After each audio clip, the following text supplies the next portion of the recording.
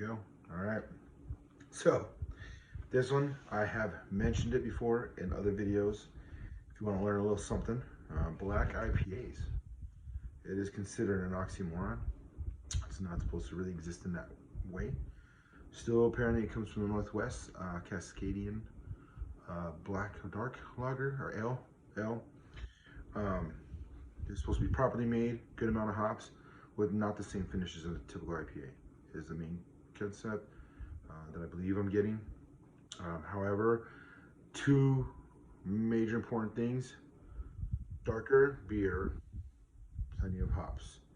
How they put it together, how they decide is going to be more towards the brewers. Some feel it's fine, some are like, no, it's not the way to go. For me, as a beer consumer, just so far amazing, even if it finishes like a typical IPA. That beautiful caramels, those smoky notes sometimes, the not heavier flavor, but definitely more in-depth flavor from the darker grains, things like that, really contribute. It can cover porter and stouts. I'm not sure how to divide those.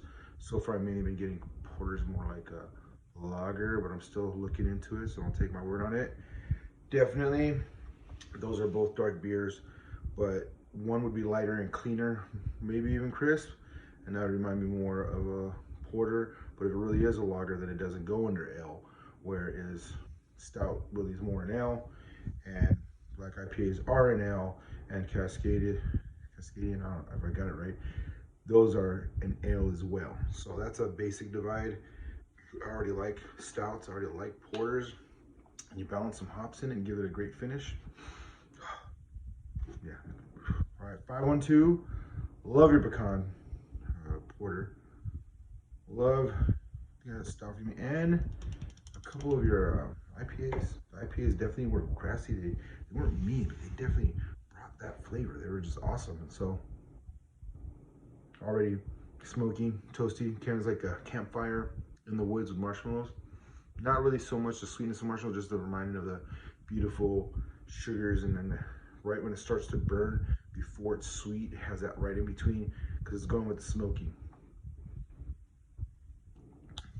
Yep, beautiful, beautiful, in-depth, dark, malty, smoky, toasty, dark chocolate, more like coffee. This is more like coffee because that smoky and coffee go together, and the bitterness and the hops that's in there. So it's kind of like, instead of having that strong coffee finish, it's rocking back and forth with the hops itself. Just I only got one. I should have grabbed more, but I wanted to definitely touch base again. Scadian, dark ale, black ale, what do you want to call it? It's pretty damn good. But I have not had an issue with one black IPA. Oxymoron and honestly, this really reflects on their style of IPAs, period, because they do have that nice floral bitterness, always. You'll get piney, you'll get citrus, you get all that, but you get this beautiful, sharp, and for like real hopheads that enjoy that, like they don't catch all the bitterness right away, they get all those undertones. So I catch both of them, but I'm still indulging in like my endurance of the being able to handle the bitter has helped me out to taste the other things. So I'm not getting too much fruitiness. I'm feeling a little bit more like pine. That's where I'm getting at, because you will catch a lot of the dark, toasty, roasty notes from the grain itself, the darker color, the beautiful smoky haze that's in there, and you really got to chill, because sometimes the hops will just pop in, the smokiness is down, but this is definitely 512 style, straight up. I'm happy. Whew. So out of all the black IPAs, this one's definitely more of an IPA lover's dream. It's gonna have all that goodness. For anyone that enjoys super, like a Rasputin stout, you'll like this one. There's definitely more complexity. Rasputin was a little more like, whew, almost single note. It had other things in there, but when I first had it, it just hit me hard. It was like a forest fire, just came through and destroyed everything. This one, it's like the pine, Cones are still there. The needles are still there. There's just a nice little controlled fire, and you get to chill in the darkness and enjoy it. That's where I'm at.